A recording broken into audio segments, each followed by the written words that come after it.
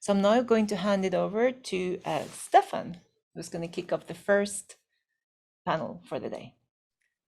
Greetings, everyone. There are so many people here, and it is lovely to see you all at whichever time zone you are at. In whichever part of the world you're at, we see it's very international, and there are a lot of people here, and I'm very excited to see you all. But I'm mostly excited to be able to chair this panel and introduce the speakers we have for today. All three of them, including our keynote, are dealing with the voice in, I think, really fascinating ways. They are, of course, this whole amazing symposium is about the idea of metaphor. But what I found really fascinating about all three of the papers you're going to be hearing today is that one of the sort of fascinating things is, what is sound clothed in, right? Is it clothed, and how do we imagine it? Do we clothe it in silence? Do we clothe it in panels of glass? Do we clothe it in nationalism and metaphor that might be more fitting for people who want to create a country out of whole cloth, right? So how do we sort of shape this voice, and in what sort of things come into contact and conversation with them? So all of three of these papers will be doing really interesting and amazing things, and I myself personally cannot wait to be in this experience with all of you all for this moment. We're going to have three papers. Each person will go one after another, 10 minutes each, and then after each person goes, we will have a 15-minute Q&A session, all of us together. And so, without further ado, I would like to introduce our very first speaker. Our very first speaker, Katherine Hambridge, is going to be speaking about the construction of the German voice, but not through the Heldentenor that you might be used to when we talk about German voices, but actually a woman opera singer soprano, and what her voice might mean in the sort of the creation of the idea of a German sound. And so, without further ado, if you would please welcome Katherine Hambridge. Thank you very much for that introduction. And I'm also going to start today's rounds of thanks to Danny, Nina, and all the organizers. I really enjoyed yesterday's session, and I'm really looking forward to today's. I'm hoping you can all hear me okay and see my slides. Yep. In this paper, I'm going to show how metaphors for singers and voices can do gender and nation building work through the case study of Anna Paulina Milde-Hauptmann in the first decade or so of her career. Milde, a soprano, debuted in Vienna in 1803 and then toured extensively. Her performances were discussed in a reading community that stretched across German lands. And by focusing on reception today, I deal primarily with the rhetoric developed in response to Milde's performances, rather than in issues of her own agency, though that discourse is at least in part a response to her choices and vocal technique. For her debut, the composer Süssmayr wrote her a simpler aria to replace the original bravura calling card. That same year, she appeared in her first trouser role, with one journalist commentating that her voice sounds as the purest metal, as is seldom the case. And since her teacher Neukomm is from the Haydn school, she gives long, strong notes without frills and overloaded ornaments.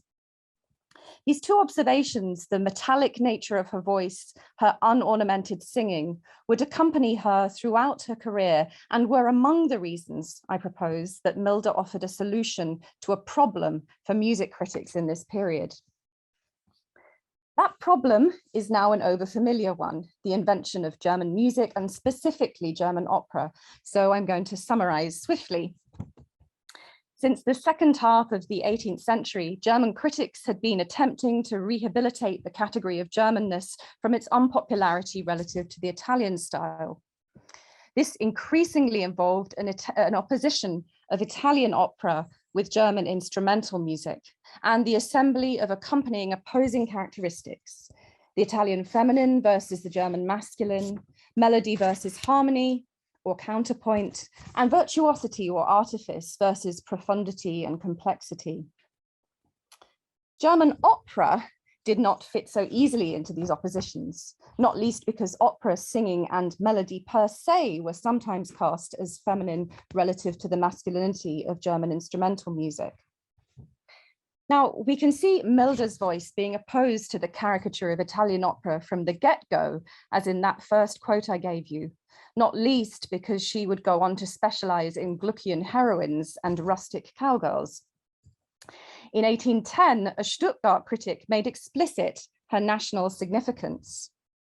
The impact her singing made on audiences accustomed to the more decorated Italian school was unique. No coloratura, no trills, no mordants, none of all that, by which otherwise the ear can be bribed, but the simplest, most soulful, one would like to say most German song, most genuine German song of a harmonica voice. Now I'll come back to harmonica voice later.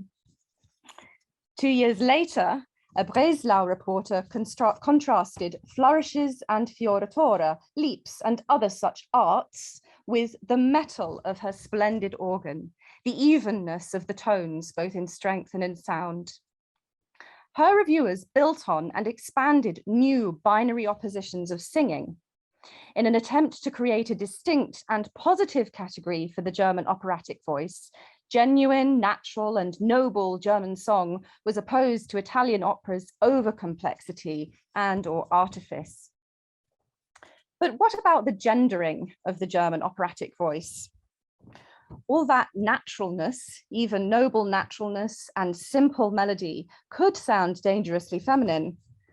But critics cast Milder with a more masculinized voice and persona, which I argue allowed them to accord the emerging category of German vocality the requisite national prestige.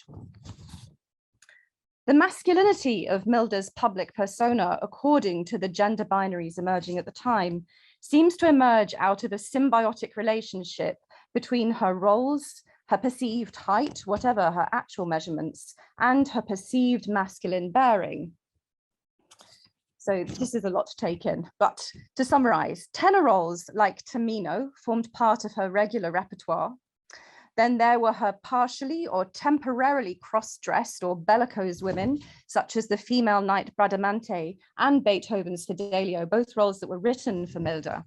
And then there were her heroines who stepped somewhat outside the bounds of conventional bourgeois femininity, to put it mildly. Her figure is a feature of lots of the reviews and indeed images. I mean, in this one, she nearly touches the ceiling. And in Vienna, as Tamino, she was praised for her masculine bearing. In Berlin, she was noted for her masculinity, high figure, and determinedness in appearance. The masculinity of her persona also emerges from the evocation of the size and strength of her voice.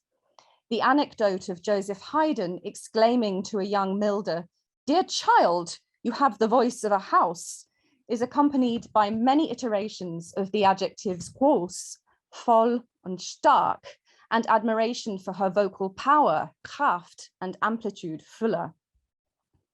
These qualities also emerge from the recurrent themes of Milder's metallic or bell-like clang. Now, clang could simply refer to tone or sound, but its use alongside metal and bells suggests rather its figurative meaning of sonorousness and ring, and thereby size too. So as Tamino in Mannheim in 1814, Milder sang with the whole force, Gewalt, and bell sonority, Glockenklang, of her mighty voice. And E.T.A. Hoffmann praised her enormous, gewaltig, pure silver bell tones. Establishing the historical resonances of these terms is difficult, but Karl Zelter's description of Milder after an 1815 performance of Gluck's Armida compares her both to the Pallas von Feletri, a huge 3-meter tall statue of Athena, goddess of war, wearing a helmet and stylized Gorgon-derived breastplate. And he also compares her to a blacksmith who stands before a forge in order to pull out hot what was placed in cold. This styling of Milder as blacksmith and warrior suggests the masculinity of metal as material through the strength and stature of those who wield it. In combination with Milder's figure and cross-dressing roles, this projection of vocal size and power, whether explicit or via metallic metaphors, contributes to this accumulation of masculine tropes.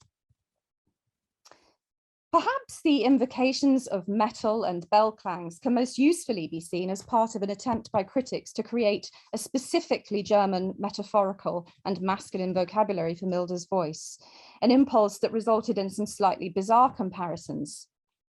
The analogy to a harmonica can be found among Stuttgart critics at least as late as 1820. Elsewhere, she is likened to a clarinet. In fact, the pursuit of a new vocabulary for Milder's voice is recognized by Johann Rellstab in 1811. He expresses concern about the language solidifying around the singer, noting that the descriptions of other commentators made one think of her voice as a beautiful, full organ stop, but also just as flat, just as unfavorable, and just as monotonous. He compared her tone instead to violins of the school of the 17th century Tyrolean maker Jakob Steiner, which he makes clear he prefers to those of the celebrated Cremona school. Rellstab's distinction between the Germanic Steiner and Italian Cremona violins reveals that the clarinet, harmonica, and metal references represent nothing so much as a desire to distance Milder's singing from the terms typically used to compliment or insult Italian virtuosity. And what Danny said yesterday about suddenly becoming aware of using metaphors when you're trying to describe something new applies here, I think. They do talk about her new school of singing. But the interesting thing here is they're explicitly not trying to other this new thing, but to make it German. This is a necessarily brief archaeology of vocal metaphor, and these male fantasies of the nation as a heroic masculine woman are not limited to the operatic sphere, of course. There's Marianne, Joan of Arc, and most pertinently here, Germania, who is often represented with Athena's costume of breastplate, helmet, and skirt.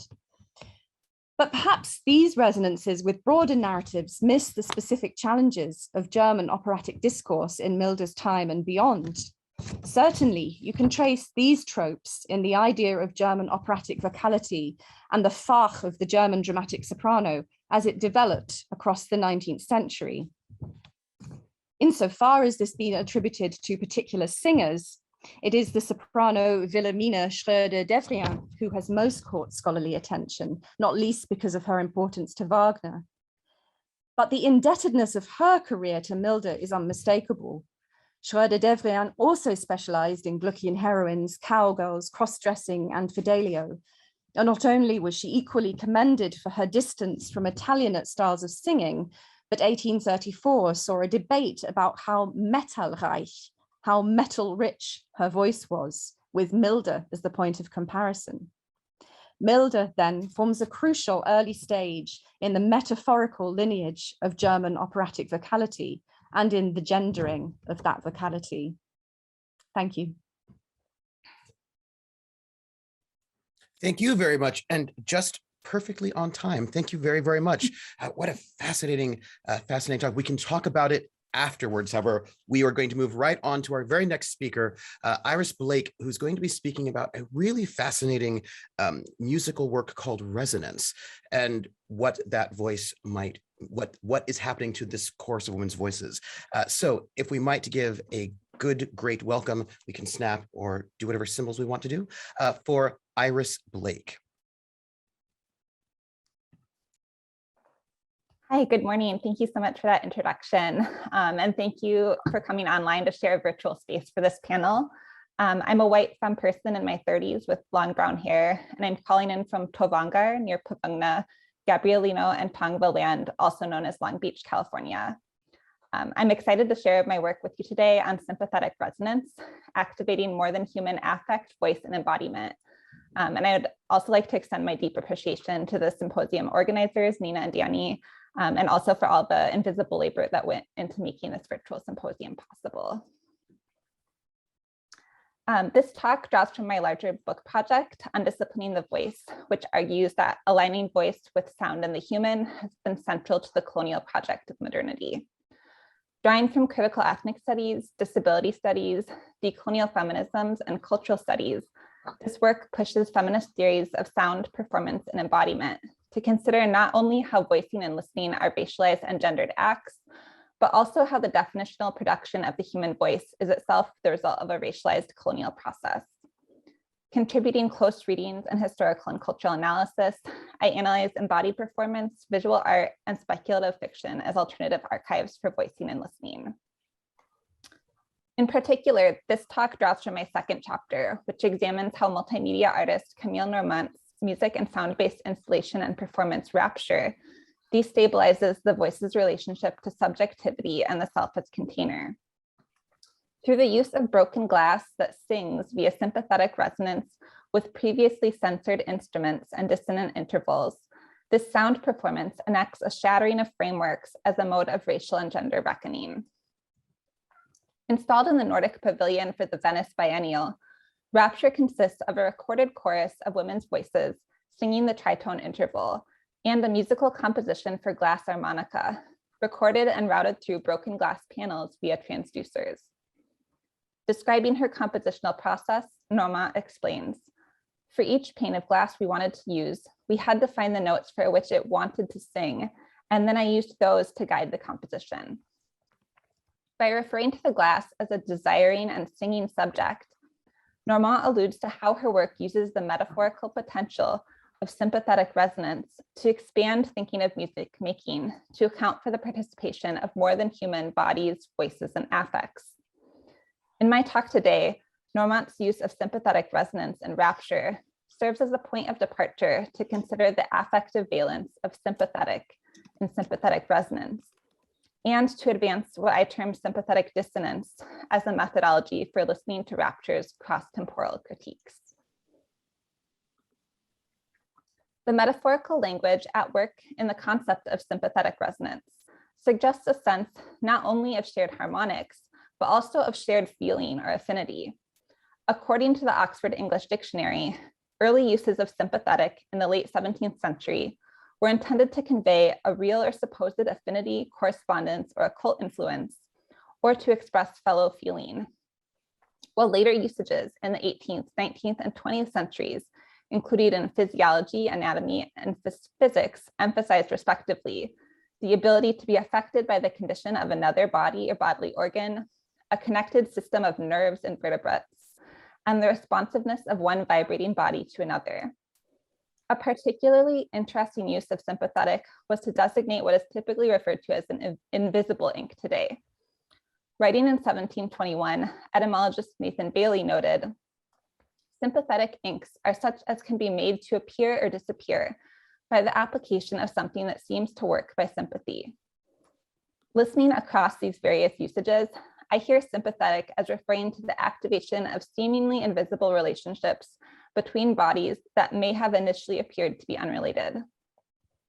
I also hear a correspondence between sympathetic and affect, theorized by Kathleen Stewart as a tangle of potential connections, things that are in motion and defined by their capacity to affect and be affected, and by Sarah Ahmed as sticky, as that which sustains or preserves the connection between ideas, values, and objects.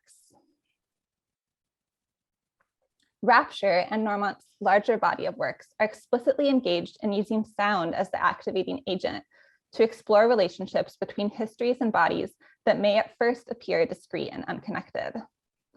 Born and educated in the US and now based in Oslo, Norway, Normant uses the term cultural psychoacoustics to describe her art practice's interest in the investigation of sociocultural phenomena through sound and music, particularly instances of sonic and social dissonance, and she works through sound as a force over the body, mind, and society.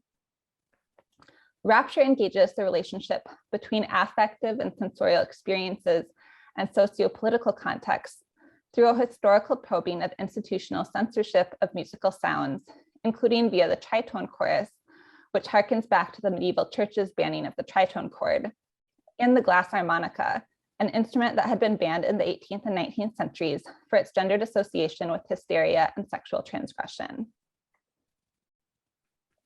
Building on Normant's explicit interest in sonic and social dissonance, I suggest that sympathetic dissonance, rather than sympathetic resonance, may be a more apt methodology for listening to her interventions in Rapture. Departing from the ways acoustic resonance is often recuperated into a neoliberal vision of social harmony that is in fact predicated on violent regimes of normativity, what Robin James identifies as the sonic episteme, Normand uses dissonance to gesture toward what has yet to be reckoned with. Citing Norwegian composer Arne Nordheim's statement that music lives in the realm between poetry and catastrophe, Normand's website describes how for Rapture, the visitor walks into such a sculptural and sonic installation of conflicting forces, a place torn between poetry and catastrophe, a space between a body in trauma and a body in rapture. Rapture thus sounds out the torn, the conflictual, and the unreconciled between spaces, marking fragmentation and dissonance as key framings for the work, from the literal fragments of glass on the pavilion's floor to the female chorus's staggered and persistent repetition of the dissonant tritone interval. In Rapture, the sounding body of the pavilion becomes one of the central bodies through which to investigate states of sympathetic dissonance. And I'm going to play a brief 20-second clip of the installation in this space.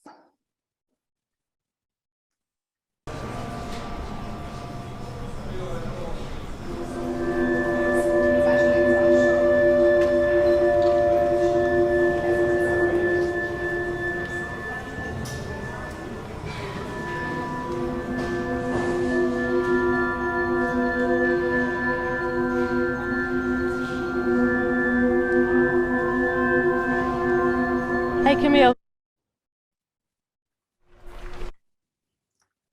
The Nordic Pavilion was designed by architect Sverre Fehn to, in his words, provide an atmosphere of the shadowless world of Scandinavia. Rapture works against this racialized Enlightenment discourse of light and homogeneity by staging a moment of rupture in this overbearingly white space. Large white frames and broken glass panels fan into and out of the building, troubling the interior-exterior dichotomy and shattering the illusion of a shadowless national space, while the sounds of the singing glass and the tritone chorus permeate the bodies of the visitors and the pavilion. The white space of the pavilion echoes the literal and cultural whiteness of gallery and museum spaces. And from the singing broken glass panels, I hear a critique of how whiteness serves as a technology of capture, containment, and exclusion. The window panels leaning inwards and outwards act as the skin of this body in excitation, while the visitors' bodies moving in and out of the space confirm that this is not a theory of the body as container in Rapture, but rather a theory of the body as porous, extending into and impacted by the surrounding social world. The tritone chorus, whose recorded voices distribute the absent presence of the material bodies through vibration, embody the between spaces of Rapture by alternating between the two pitches of the tritone, lingering in a musical space that does not seek resolution. Discussing her use of the chorus within the composition for Rapture, Normand elaborates. The quality of the voice, particularly the female voice, and all the rich layers of overtones that it brings, I find it creates something incredibly beautiful and alluring and almost seductive. And so here I'm using this, and perhaps that was part of the original fear of this tone. Perhaps it was too alluring in a way and not being resolved, having this sort of foreseeable unknown end. Discussing the tritone as dangerously alluring, Normand draws the medieval banning of the tritone into a shared affective genealogy with the censorship of the glass harmonica in the 18th and 19th centuries, which was associated with hysteria and feared for its ability to excite and arouse. In relation to hysteria, heteropatriarchy hears women's voices and ecstasies as pathological and rupturing to the social order, as problems to be cured through proper subjectification. Rather than refusing or turning away from this possibility, Rapture seems to embrace the potentiality that such moments of rupture can threaten the social order, that these things were and are feared precisely because they were and are powerful. As Normand explains, in this work, I'm really interested in, again, not creating an installation that is conclusive, but it's really meant to be suspended in a state of excitation, almost a moment frozen in time. Through sympathetic dissonance, then, Rapture redirects us toward the incomplete and the unresolved in order to meditate on the violences Western religious, political, and educational institutions have enacted in the pursuit of coherence, uniformity, and resolution. At the same time, rapture sounds out moments of rupture, fragmentation, and dissonance as moments of profound possibility that can draw us in, activating desires not for consonance and homogeneity, but for enacting undisciplined modes of feeling, voicing, and being. Thank you. Thank you very much for that. I'm very excited for more harmonica and also for the ways in which we can bring those things together. And we have our third speaker today, Richard Baudong. He will tell me how that is best pronounced, who will be talking about actually sort of thinking about silences and what silence means within the idea of what is the voice. So thank you very much, Richard. Thank you very much. My name is Richard Bodwin, and this is Mars, Blemishes, and Indexed Taboos. Thank you to Katherine and Iris for your papers, to Stephan for moderating, to UCLA and Durham for hosting, and to Nina and Danny for organizing this wonderful symposium. Let's start with a metaphor about tone. Quote, tone must be clothed in silence. It must be enshrined in silence like a jewel in a velvet case. Pianist Heinrich Neuhaus's low-hanging metaphorical fruit here is that tone is like a jewel in a velvet case. I find the plush sentimentality ridiculous, but the sentence that precedes it is more evocative. Tone must be clothed in silence. The sartorial metaphor here is that sound can get dressed and that its ideal garment is silence. What then would nudity be in the realm of sound? Let's come back to that. Roland Barthes is often quite good on the topic of rhetoric.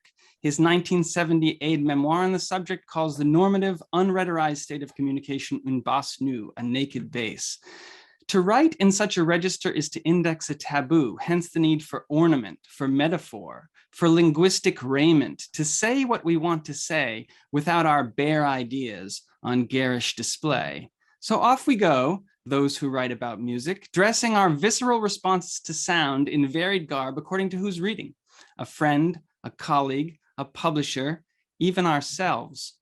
Let's point this provocative telescope at the analysis of audio recordings. In recordings of so-called classical works that are notated, what sounds count as music? While events notated in the score are paramount, the sound of the performer breathing or grunting is generally regarded as peripheral, even undesirable. The implication is that such sounds soil the clothing of tone. A century-long practice of admonishing musicians for audible breath sounds has established widespread unspoken norms, encouraging recording artists to make their physical presence as inconspicuous as possible. When traces of a musician's body do find their way past sound engineers and onto commercial releases, they are routinely characterized as inappropriate. And these attitudes extend back to the origins of recorded sound itself. Hermann Klein's otherwise sterling 1929 review of Lotte Lehmann singing Schumann makes the point explicitly. Every sound stands out in bold relief, every syllable, every murmur, every tiny utterance, down to the particular sound whereof one would willingly hear less. I mean the constant hiss of the intake of breath, the only blemish upon the perfection of an exquisite achievement. Sounds a lot like recent critiques of ASMR. Anyhow, blemish is Klein's metaphoric judgment of Lehmann's breathing. The word comes from the old French verb blesmis, the lengthened stem of blesmir, meaning to make pale or to injure. When we take the clothes off Klein's sentiment, when we index the implied taboo, we're left with the question, what or who is being injured by the sound of Lotte Lehmann breathing? Fast forward to the 21st century and quelling breath sounds turns out to be a lucrative business. The audio editing software Magic Sequoia 12 has an unsettling name for its proprietary breath suppression tool, spectral cleaning. There's embedded metaphor here. The composer's music must be cleansed of any sounds made by the performer's body. Another widely used audio restoration software, Isotope RX7, offers a breath control plugin that, quote, reduces tedious seek and destroy editing to one click with intelligent suppression. It seems to me disturbingly Orwellian to apply the phrase intelligent suppression to the sound of someone breathing. Let's take the example of violist Kim Kashkashian. When Kashkashian recorded Bach suites for ECM in 2018, her tracks included hundreds of audible inhales. There are 6 in this 23-second span from the C minor Gigue BWV 1011. The following is a dismissive online critique of Kashkashian's recording. When you study non-notated breath and body sounds as I do, this type of unvarnished sentiment is common in casual conversation and record review forums. I understand sometimes in a performance there are extraneous sounds emitted from an instrument, chair, etc. The culprit here is the performer or the mic placement, take your pick. Constant loud breathing is evident throughout, especially on the second disc. I'm sure many people will say, get over it. Sorry, it's very distracting. I thought it was my sound system screwing up. Maybe the disc player rubbing on something. Maybe the furnace was having trouble. No, I'm sorry. A great performance is ruined by this. If the listener has ostensibly purchased, borrowed, or clicked on this recording to hear Kashkashian play Bach, why do they take offense at hearing her do just that? Metaphors abound. To use the term culprit to describe Kashkashian, Tonmeister, and Judy Sherman and producer Manfred Eicher is to imply that this trio has committed some sort of crime, ostensibly against Bach, his music, or both. A brief parenthetical, having just completed a survey of decades of record reviews, I can report that audible breaths are consistently criticized. That is, unless the performer is a white man, preferably old and ideally famous. In those cases, he's lauded for being so engaged with the music. That finding is for another paper. Alongside breaths, another category of audible events that comes under scrutiny are clicking sounds, be they made by fingernails, creaking chairs, or the recording medium itself. Critic Christopher Headington's review of Claudio Arau's Mozart records on the Philips label is exemplary. You can see in this picture that Arau doesn't seem too happy about it. I notice an occasional clicking sound, which may be the pianist's fingernails, detracting from Philips's very natural recording. Arau apparently liked to keep his nails long, and I'm bemused. Critic Headington claims that the naturalness of the recording is marred by the sound of Arau's fingernails on the piano keys. Are fingernails unnatural? It turns out that clicking sounds are a world unto themselves. In 2005, the 82-year-old pianist and Pulitzer Prize-winning composer George Walker released a recording of Chopin's Etude in G-flat major, opus 10, number 5. His track is suffused with clicking sounds across its entire duration. At first listening, these clicks sound like an analog metronome. But their location is not metronomic. They ebb and flow in time that is seemingly connected to Walker's left hand motions. Here are 10 clicks, readily apparent in the spectrograph, that accompany measures 41 to 44. Now, purposely leaving aside the origin of these sounds, a question arises. What proper studio would allow hundreds of clicks to remain part of the mix, marring as they do the silence that's supposed to enrobe Chopin's tones? Answer, there was no proper studio for Walker's 2005 Chopin recordings. He made the masters in his home in Montclair, New Jersey. The album's recording engineer, Jeremy Tressler, was not present at the session. And if the clicks were a byproduct of Walker recording in his own home, why was he recording there alone in the first place? In an interview, Walker makes plain the reasons for his working outside of a studio. Quote, I produced 4 of the 5 Albany recordings because no record company was willing to release any of my music, even when I provided the tapes. Peter Gelb, the president of Sony Records, informed me that my music would not sell, yet white composers with far less significant works have exclusive recording contracts. The clicks in Walker's Chopin recording document his disadvantage. Racially motivated exclusion from major labels forced him not only to make recordings outside the studio system, but outside the studio itself.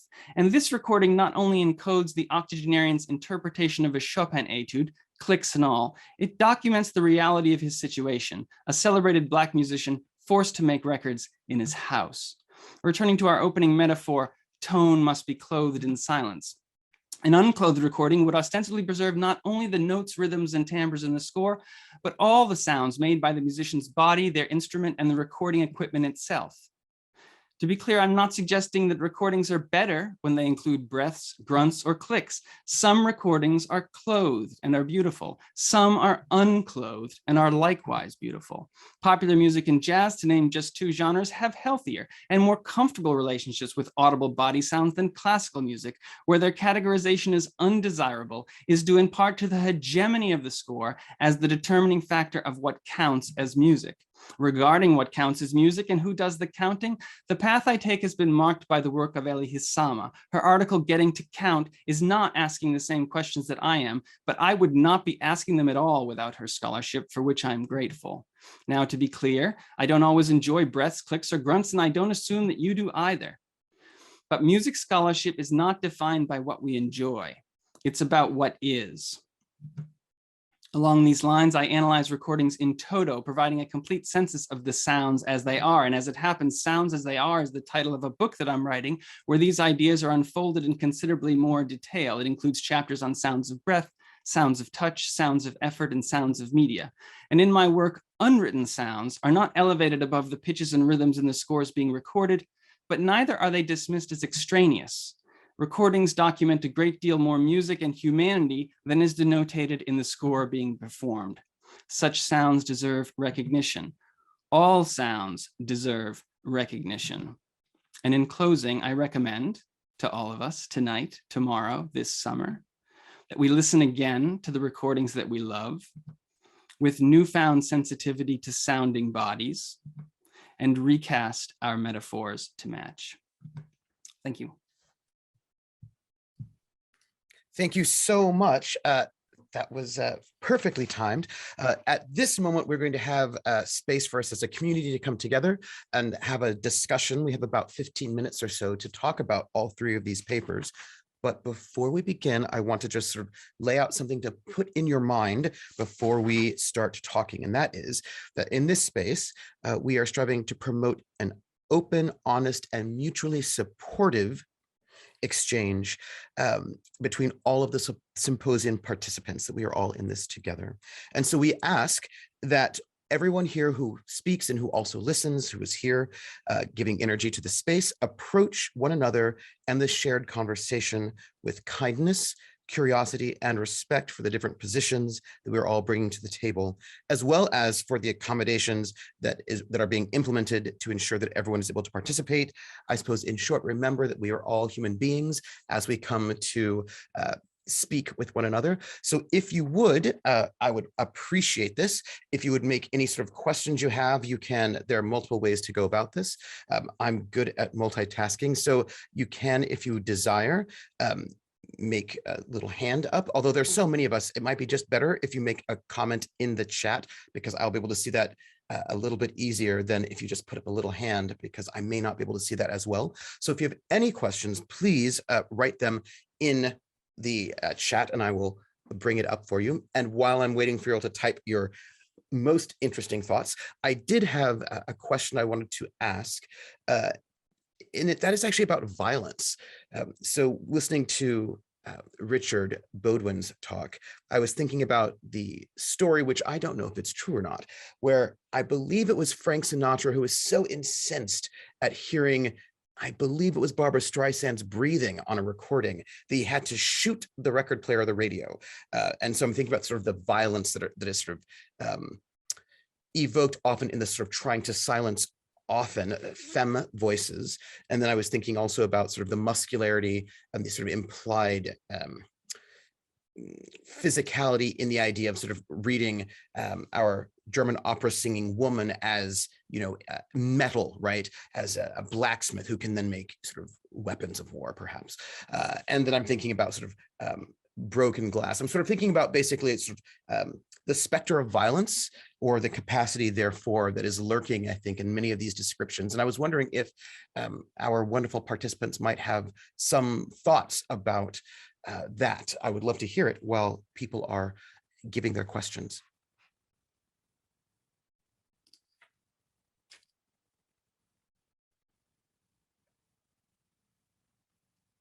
Either Catherine, Iris, or Richard, if you have thoughts on this.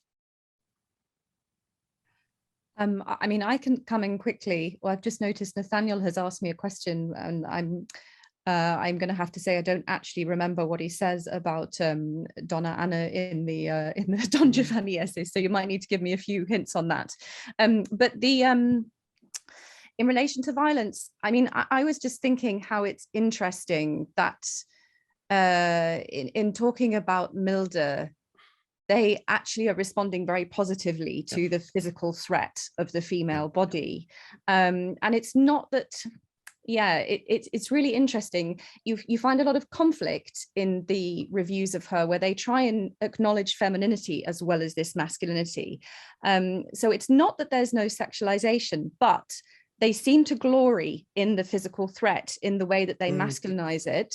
And I think this is to do actually with militarization in this period, and nation building as aligned with also building up military strength, particularly in a Prussian context, I think, because she moves from Vienna to Berlin. So yeah, that was what I was thinking in this period. Yes, I think she's quite an unusual case in that way, in the way they sort of glory in the violence from a woman. Which seems tied in some ways, right, to Pallas Athena, because we were talking about her, the Athena metaphor, right, as the one goddess who was not born of a woman, but out of Zeus's head, who is both the goddess of war, but also wisdom and crafting, right? So this kind of interesting mix of these things that are, it's not a particular portfolio that many of the goddesses have, and that seems to sort of give her a really particularly interesting space as well. Yes, thank you. We had a question from Noah for Dr. Blake, asking, both sympathetic resonance and the tritone's dissonance were heavily rhetorized, in Europe at least, in the scientific revolution. Is the distinction between scientific and spiritual accounts of the tritone something that shows up in the artwork? So that was a question, if you had some thoughts. Yeah, thank you. Thank you for that question, Noah. That's something that I haven't fully thought of in relationship to that particular piece and the re-theorization of the tritone. I'm seeing this more as like her bringing in multiple temporalities through the gesture towards the tritone and the incorporation of it. So I think that is something I'd like to think more with. In relationship to the question of violence that you had asked earlier, Stefan, I think, yeah, that it's actually a key framing for this work. And especially as you mentioned with the glass, it's not just broken, but there's that potential of getting hurt, like getting physically cut by the glass that it's holding within it. So even as that's like, it's the singing body and the sound of it is activated, it's also like activating this potential for violence.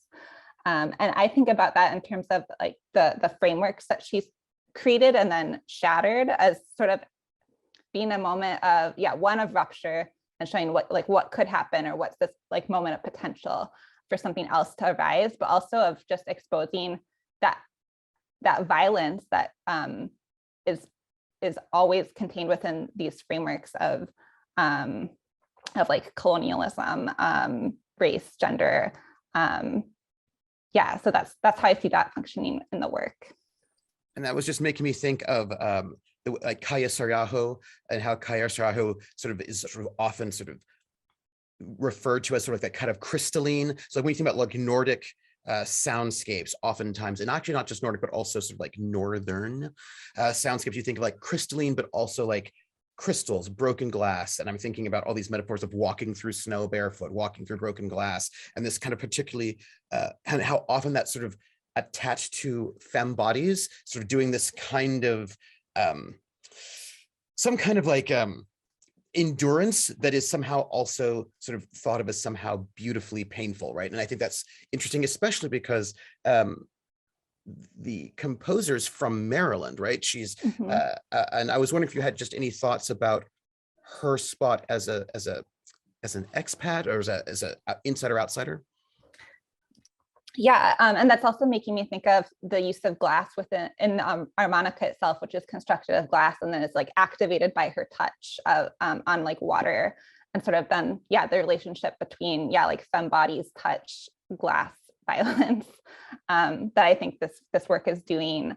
And I think in relationship to her specific position, like as someone who wasn't born in Norway, but is still like sort of experiencing the way like it imagines itself and is trying to produce the nation in like a very white vision. I think that's something that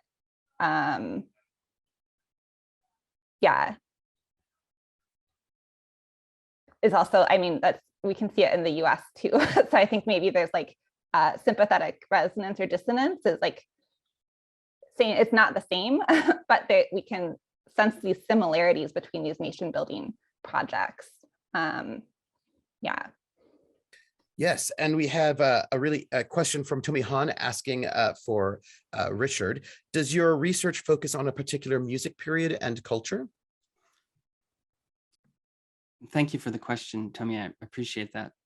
My research focuses on tracks almost exclusively, and almost flattening them out and just asking what sounds are there and what sounds aren't. As a result, I find myself looking at a great swath of music, mostly European and American in origin in terms of the composers, but performers who are very much elevated in my work from across the world. In that way, I find myself looking at recordings from their origin in different formats, and also looking at compositions from maybe the year 1600 until, well, now. As a result, the focus is on the sounds of bodies rather than any particular genre or period. Thank you. Thank you also to Iris and Catherine for the papers. There's a follow-up question for you, if you don't mind, from Carlos Petella, asking, the hiding of extraneous noises in pure music matches, I think, the hiding of the artifice in lyric poetry as something supposedly non-mediated. I'm thinking of Virginia Jackson's theory of the lyric. A lot of interesting contemporary poets foreground or do not exclude the noises of the artifice and implicate the writing as well as the reading bodies. I think the way you're challenging us to listen is also applicable to the way we could read. And thank you. And I suppose since that's not completely a question, I would sort of add, when we talk about poetry, I was thinking when we're talking about tracks, we're talking about isotope, how there's a lot of now amateur sound engineering and a lot of discussion about what to do with the voice, specifically around podcasts. And there's a lot of discussion of, should you hear voices? Should you actually hear people speaking to each other, like those little or should those all be edited out? And there's a lot of editing of the voice, not even just in singing, but in the track of podcast when it comes to just actually speaking with each other. And I was wondering if your work had any resonances with that or thoughts about that. Well, yes, it turns out that there's a field in linguistics called discourse analysis, where they try to analyze how people say things and not just what they say. And frankly, music theory, which is ostensibly the environment in which I'm working, we're quite naive on this front. It's as though we're film scholars, but we only study scripts. I mean, if you see an actor make a statement in a film and they breathe halfway through, I assure you the meaning is bound to change.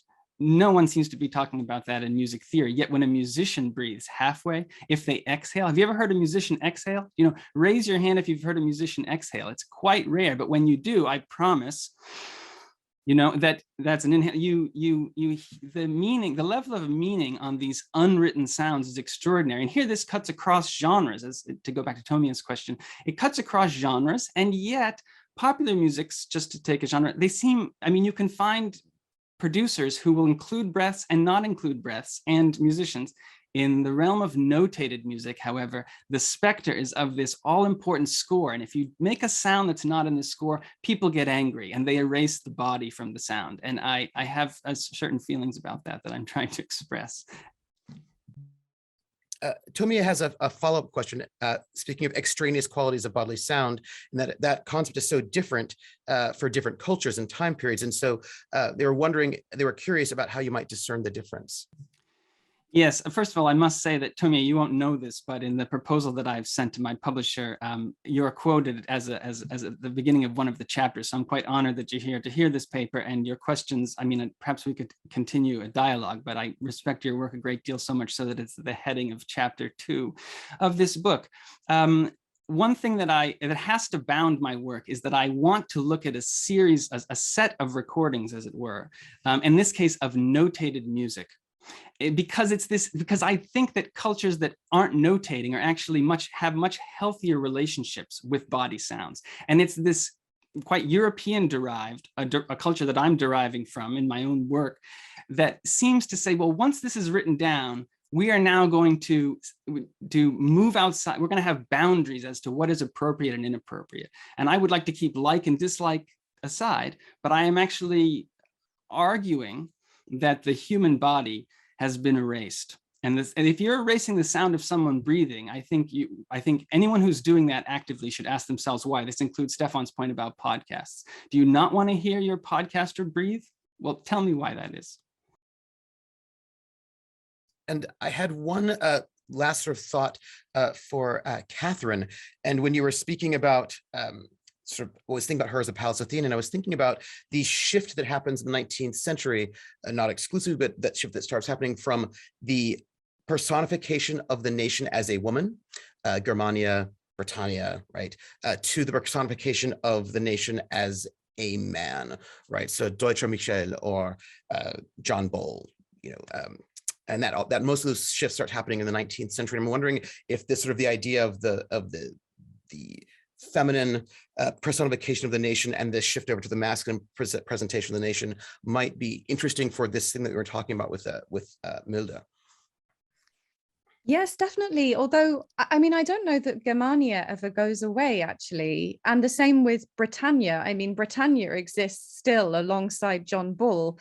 And actually, the register of those figures, Britannia and Germania versus, the Deutsche Michel and John Bull is very different.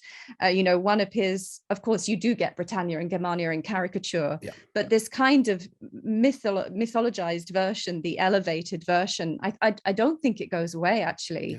And I don't know whether you saw in the chat, I was just thinking about Marina Warner on monuments and maidens. And how actually that symbolic function of the nation as woman is precisely because they're not doing any of that stuff in real life. I mean, actually, in this period when Milda is doing it, there's a lot of discourse about gender and cross-dressing, partly to do with what's happening theoretically, but that's also in dialogue with the fact that this is a period where there is quite a lot of everyday cross-dressing because it's a time of war and people are fleeing and people are fighting. Women are fleeing in disguise and they're also fighting, particularly in the French Revolution. So there is also this concrete manifestations of it as well. And we can talk about the French Revolution later. However, it is because I was thinking about Madame Defarge and all of this, but it is my great thanks to this panel. And I thank you for everyone who's participated in speaking and having a dialogue in chat. And I hope these conversations will continue to be productive after this. However, we do have our next panel coming up, which is how do you hear Parkinson's, understanding chronic illness experienced through sonic and musical metaphor. And so I will be handing the baton over to the next panel. Thank you very, very much.